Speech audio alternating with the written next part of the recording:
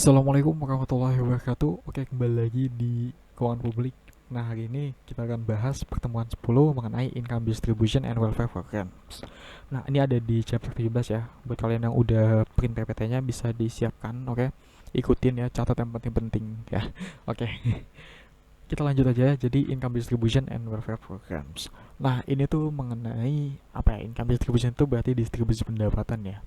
Nah, jadi nanti itu akan ada beberapa hal terkait program pemerintah yang berhubungan dengan income distribution and welfare program ini ya.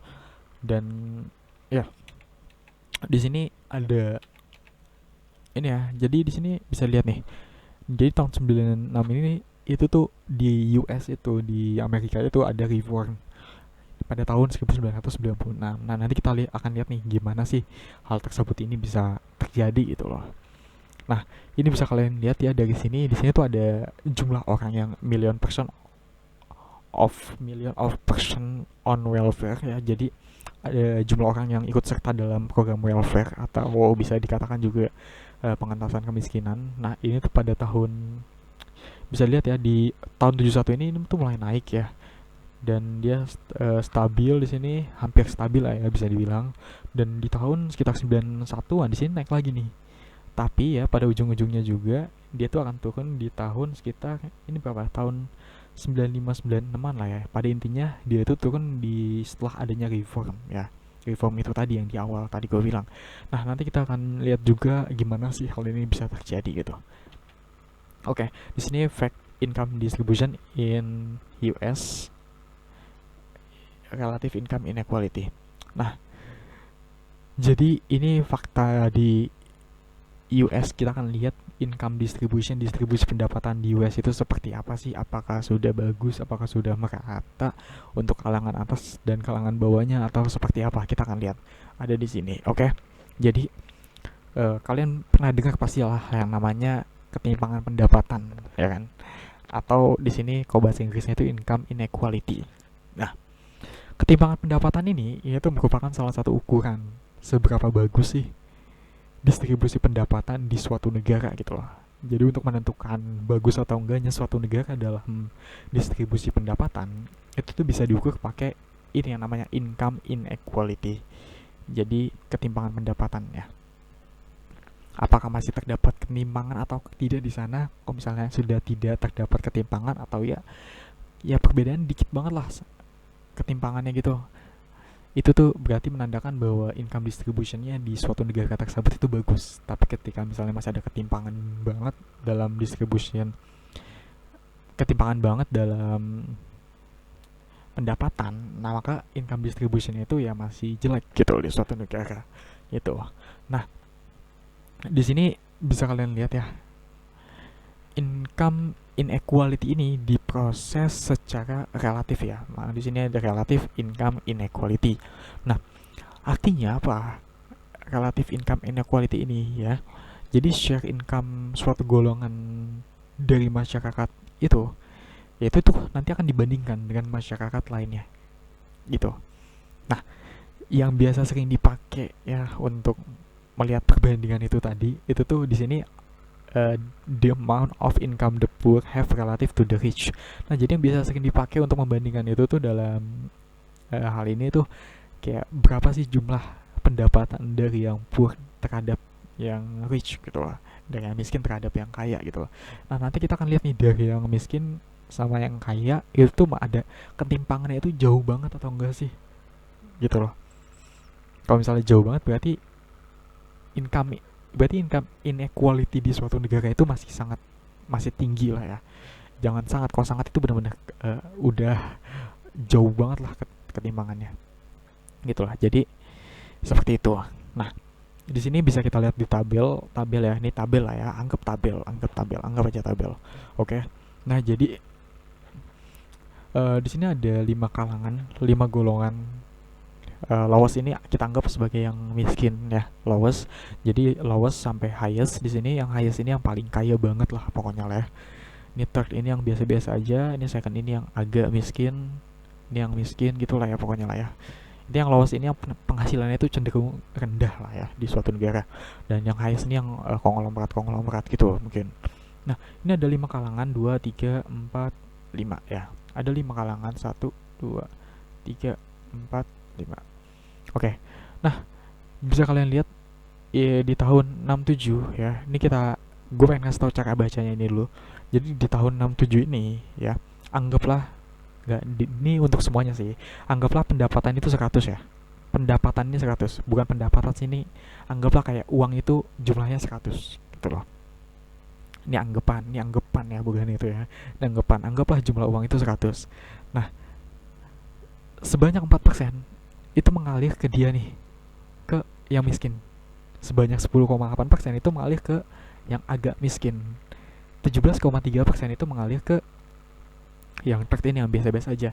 Dan di sini 43,8% itu mengalir ke yang highest ini uangnya. Jadi apa kesimpulannya dari sini? Itu tadi, antara yang highest dan yang lowest ini tuh perbandingannya tuh jauh banget nih, bisa kalian lihat ya. Perbandingannya jauh banget. Artinya apa? Di sana masih ada ketimpangan pendapatan. Di sini masih ada income inequality. Jadi income distributionnya belum bagus di sana pada tahun 1967 gitu. Jadi total dari yang lowest, second, third, fourth, and highest ini totalnya itu 100%. Jadi sebanyak 4% itu mengalir ke ini, sebanyak 10,8% mengalir ke sini, dan ini yang paling gede sebanyak 43,8% itu mengalir ke yang highest di sini. Dan di sini jumlah persentasenya antara yang lowest dengan yang highest itu tuh berbanding jauh ya, sangat jauh sih bisa dibilang. Artinya apa kayak gini? Income distributionnya masih belum bagus pada saat tahun 1967 ya, ketika di sana gitu loh, di US ya ini ya. Ini menurut data yang ini. Dan ya selanjutnya ini bisa kalian lihat sampai tahun 2010 ya, bisa kalian lihat sendiri cara bacanya itu seperti itu. Oke. Dan bisa kalian lihat juga di sini ya. Ini tuh semakin tahunnya semakin berkembang ya. Semakin tahun demi tahun ini semakin menurun gitu loh. Tadinya 4% di sini sekarang menjadi 3,3 gitu loh. Tapi sebaliknya, untuk kasus yang highest di sini, yang highest ya, ini tuh malah semakin naik. Tadinya 43,8%, sekarang malah jadi 50,2%. Artinya apa? Masih belum bagus income distributionnya di sana. Gitu loh. Nah, terus untuk yang top 5% ini apa? Top 5% ini ibaratnya kayak kayak apa ya? Kayak orang yang terkaya di dunia gitu loh, bisa dibilang kayak orang yang terkaya di US ya dalam kasus ini. 5% ini bagian dari yang highest ini, bagian dari yang 20% ini, yang highest ya. Karena yang highest ini kan yang kaya kaya banget kan. Nah, ini top 5% ini yang diantara yang kaya banget ini yang paling kayanya lagi tuh yang ada di sini, ada di top 5% ya, gitu ya. Dan jadi bisa kalian lihat juga di 5% teratas ini ya, top 5%. Ini tuh ternyata trennya ini bisa kalian lihat, ini naik dari 17,5 ke 21,3. Artinya apa? Orang dengan, artinya 5% ini kan orang ya, 5% orang dengan pendapatan tertinggi ya, ini kan highest ini pendapatan tertinggi kan. Jadi 5% dari highestnya ini, 5% dari orang dengan pendapatan tertinggi di atas ini ya, itu menguasai sekitar lebih dari, ini berapa? 21,3, lebih dari 20% total pendapatan yang ada di suatu masyarakat gitu loh. Jadi 5% orang itu tadi, ini kan, ini 21,3 kan. Kan tadi total 100 kan. Artinya apa? 20% lebih kan dia tuh menguasai. Jadi kayak seperlimanya lah bisa dibilang ya. Jadi seperlimanya tuh, seperlima dari total pendapatan, seperlima dari total pendapatan yang ada di dalam suatu masyarakat gitu loh. Itu tuh dikuasai oleh orang ini, orang yang 5% ini, orang yang kaya banget ini. Gitu loh. Ini menandakan apa? Ini menandakan bahwa terjadi yang namanya peningkatan ketimpangan pendapatan. Nah, tadinya kan 17,5 naik ke 21,3 kan. Nah, ini yang dikatakan dengan peningkatan ketimpangan pendapatan. Dengan kata lain bahwa distribusi pendapatannya ini malah semakin ke tahun, dari tahun ke tahun itu malah makin nggak bagus gitu loh. Malah makin buruk lah, masih makin jelek gitu loh. Oke, paham ya sampai sini ya. Nah, sekarang kita lihat lagi ini facts on income distribution in the United States. Nah, ini yang bisa kalian lihat. Sebentar, kita pengen lihat dulu.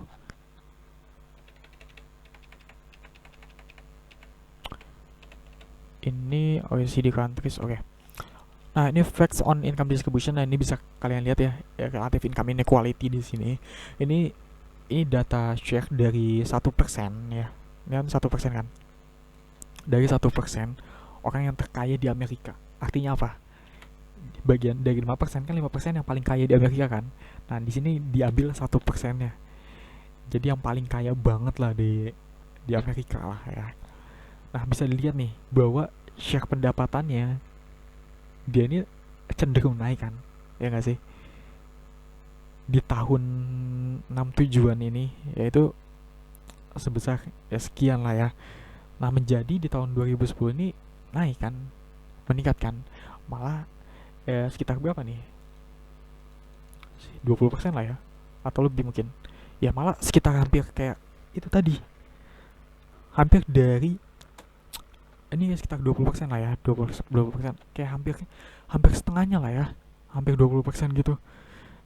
Jadi tadi kan gini loh, tadi kan ini bisa kalian lihat ya. Tadi kan yang 5% orang terkaya itu menguasai 21,3% dari total pendapatan yang ada di masyarakat kan. Nah, ini diambil lagi nih, dipersempit lagi. Orang yang paling kaya banget di Amerika. Itu tuh ternyata menguasai hampir 20%-nya loh. Hampir 20% pendapatannya. Jadi 1% dari 5% yang itu tadi itu menguasai hampir 20%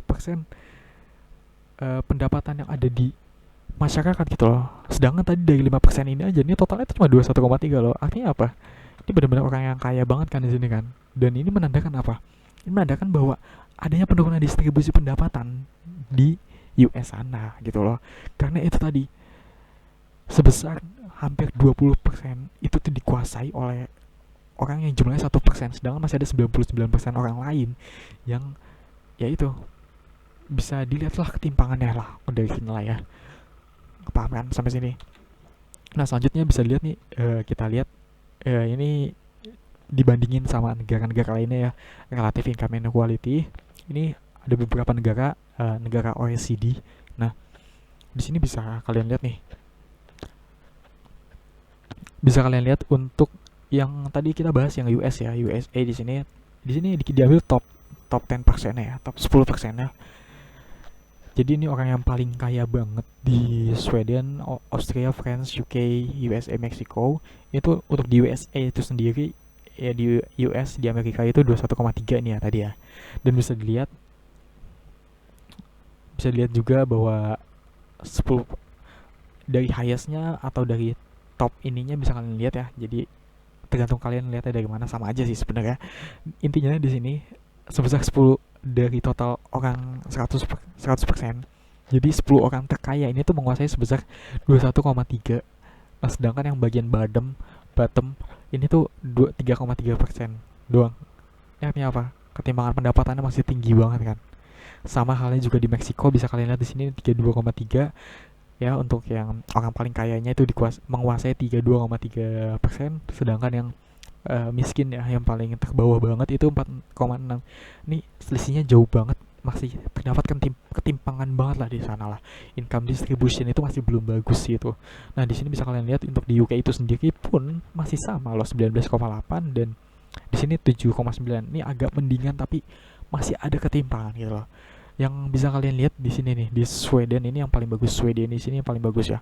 Ini untuk yang orang paling kayanya banget itu cuma menguasai 10,9% ya.